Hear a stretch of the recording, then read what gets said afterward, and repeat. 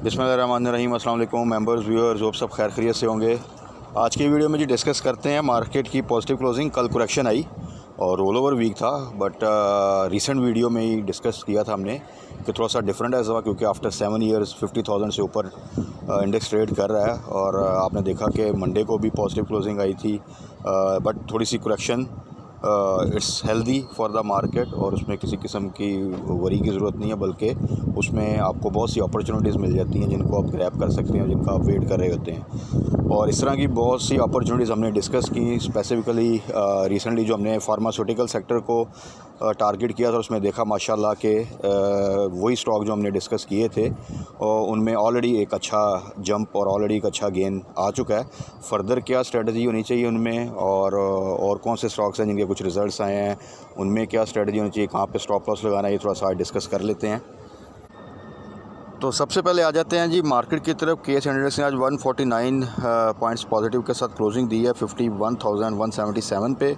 Volume भी ठीक थे और मार्केट कंटिन्यूसली एक स्ट्रेंथ शो कर रही है और एक्सपेक्टेशंस भी यही थी, क्योंकि इकनॉमिक फ्रंट पे भी कुछ चीज़ें स्टेबलाइज लग रही हैं। ख़ास तौर पे आपके जो करेंसी के वाले से डॉलर है और पाक रुपी का जो एक प्रॉब्लम चल रहा था, और आपको याद होगा कि बड़ा वर्टिकल एप्रिसिएशन आ जाती थी डॉलर में, और अगर कोई डिप आता भी था, जिस तरह IMF की डील के बाद एक डिप आया था, तो उससे ज़्यादा का फिर दोबारा से डॉलर एप्रिशिएट कर जाता। तो अब अल्हम्दुलिल्लाह वो चीज़ें वेल इन कंट्रोल जो सा हैं इस वक्त, और उसकी वजह से मार्केट देखें कि आपकी ओवरऑल जो सा एक स्ट्रेंथ शो कर रही है। क्योंकि इसके साथ ही लिंक करके आपने देखा पेट्रोल प्राइसेस में एक बहुत सब्सटेंशियल डिक्रीज़ हुआ।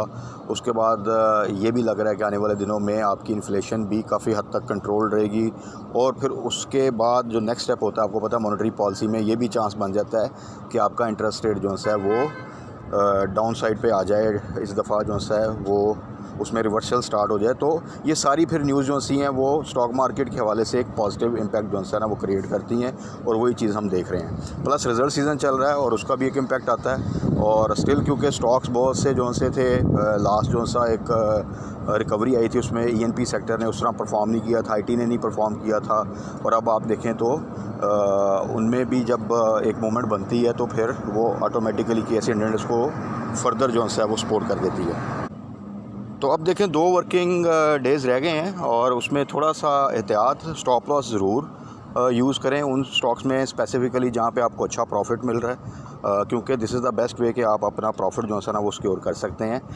बाकी थोड़ा सा डिस्कस कर लेते हैं। देखें हफ्कों का रिज़ल्ट आया और अगेन वो मोर देन एक्सपेक्टेशंस के जो है ना वो हर दफ़ा आपको पे आउट दे रहा है। आप देखें कि सम टाइम लगता है कि ये क्वार्टर शायद स्किप हो जाए, बट दोबारा उसने जो है 50% का जो है वो डिविडेंड दिया, और आप देखें तो कंटिन्यूसली हर क्वार्टर में पे आउट आ रहा है। और उसके ऊपर न्यूज़ भी अच्छी हैं और कैपिटल गेन भी आपके सामने है। तो हफ्कों में बेस्ट स्ट्रेटजी इस वक्त यह है कि 90 का स्टॉप लॉस रखें और उसको होल्ड कर लें। वैसे भी लॉन्ग टर्म के लिए था, लेकिन स्टॉप लॉस आप 90 का रखें और इंशाल्लाह ताला आने वाले दिनों में ये फर्दर ग्रो करता जाएगा।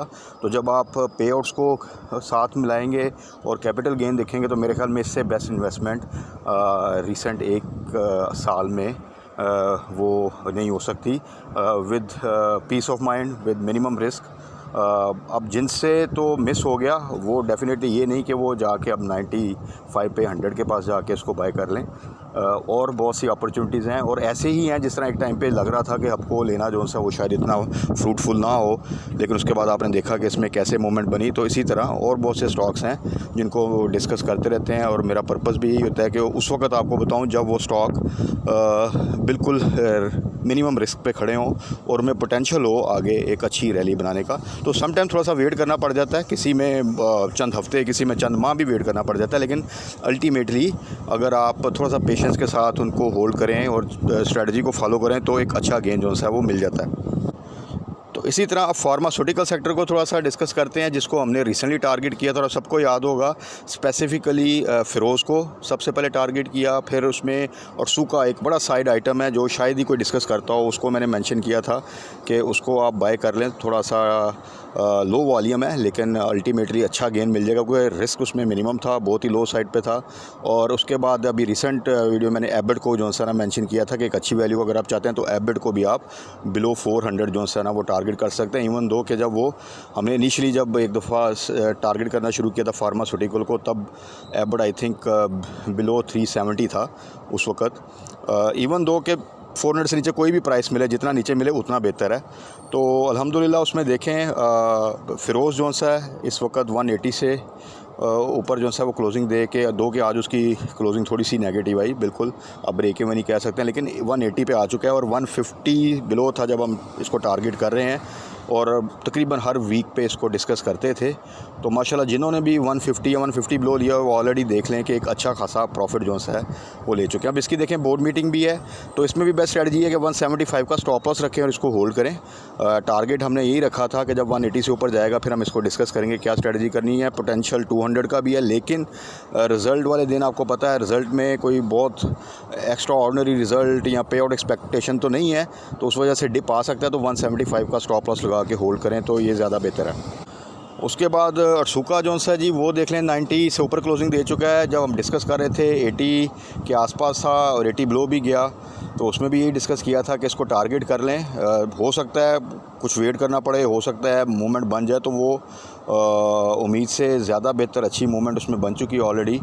और आप देखें तो आज उसकी तकरीबन 93 से ऊपर जो है ना वो क्लोजिंग आई है। तो अरसुका is a very good stock. अभी भी अगर लॉन्ग टर्म के लिए देखा जाए तो अभी भी स्टिल अच्छा रेट है, लेकिन क्योंकि साइड आइटम है, लो वॉल्यूम है, तो बेहतर है कि थोड़ा डिप पे बाय करें, क्योंकि जब फिर आप अगर देखें बाइंग सेलिंग का जो डिफरेंस है डेली का वो भी काफ़ी ज़्यादा होता है। तो थोड़ा सा वेट करके डिप पे आता है, तो अभी के लिए आप इसको दोबारा से अगर टारगेट करना है तो 90 बिलो आता है तो देन आप अगेन इसको टारगेट कर सकते हैं। दूसरा एबट का भी आपने देखा कि वो इस वक्त जो सा ना दोबारा से जब हमने डिस्कस किया था, मैंने जैसा बताया कि इनिशियली तो 370 से नीचे था, अभी रिसेंट जब हमने डिस्कस किया था परसों की वीडियो में तो 400 से नीचे था और आज जो सा उसकी आई थिंक क्लोजिंग जो सा 410 49 से ऊपर क्लोजिंग जो सा ना वो ऑलरेडी दे चुका है। स्टिल जो एबट है उसका जो एक्चुअल रेट बनता है और जो कि इजीली अचीवेबल है, थोड़ी सी इंप्रूवमेंट जैसे ही आप देखेंगे क्वार्टर्स में रिज़ल्ट में, तो वो 500 प्लस 600 ये कोई बड़ा टारगेट नहीं है एबट के लिए। सो एबट को आप बिल्कुल टारगेट कर सकते हैं। स्टिल जो सा है 400 से नीचे थोड़ा सा डिप का वेट कर लें, अगर आता है तो वेरी गुड।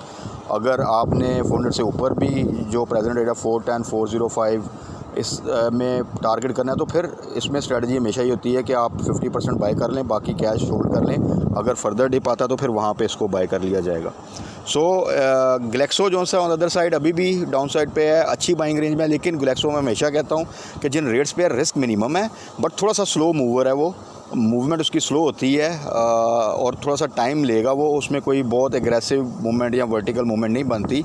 सो जो लॉन्ग टर्म के लिए लेना चाहते हैं और जिनमें पेशेंस है तो रिस्क इस वक्त उसका मिनिमम है, तो वो भी ग्लेक्सो को टारगेट कर सकते हैं। ओवरऑल आपको पता है कंपनी इज़ गुड, तो रेट अच्छा है। But at the same time हाई नून भी अभी स्टिल अच्छे रेटों पर है, उसमें भी मूवमेंट नहीं बनी तो उसमें भी फर्दर मूवमेंट बन सकती है। लेकिन सबसे बेस्ट जो था जिसको ज़्यादा फोकस किया था वो फ़िरोज़, और फ़िरोज़ ने एज़ पर एक्सपेक्टेशन अच्छा रिटर्न दे दिया। उसके बाद एबेड में भी मूवमेंट स्टार्ट हो चुकी है और सुका में स्पेसिफ़िकली साइड आइटम था लेकिन मूवमेंट स्टार्ट हो गई है।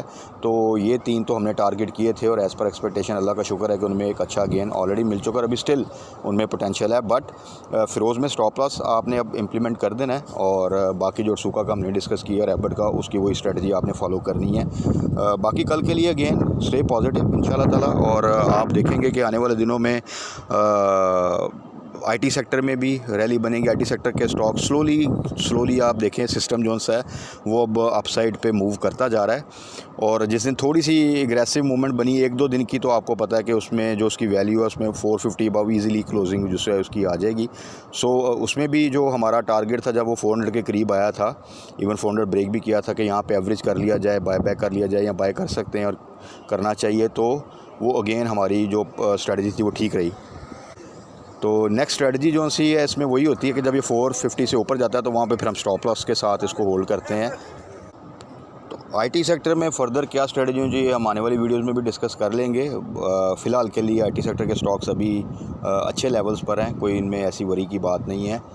तो फार्मास्यूटिकल सेक्टर को हमने टाइमली जो सा टारगेट किया है और आगे जिस तरह उनमें स्ट्रेटजी बनानी वो हम साथ साथ डिस्कस करते रहेंगे। ऑयल एंड गैस में OGDCL जो सा अल्हम्दुलिल्लाह जो सा वो काफ़ी अरसे के बाद आपने देखा कि दोबारा 100 से ऊपर आ चुका है। थोड़ी सी करेक्शन लेगा लेकिन उसमें पोटेंशियल है और उसमें यही अब स्ट्रेटजी है कि जैसे ही 103 105 से ऊपर क्लोजिंग देगा तो 100 का स्टॉप लॉस लगा के हम उसको होल्ड करेंगे और फर्दर जब मूवमेंट आएगी 105 से 110 के दरमियान तो वहाँ पे फिर कुछ प्रॉफिट टेकिंग हमें जो सा ना वो कर लेनी चाहिए। तो वो चीज़ें हम साथ में डिस्कस कर लेंगे।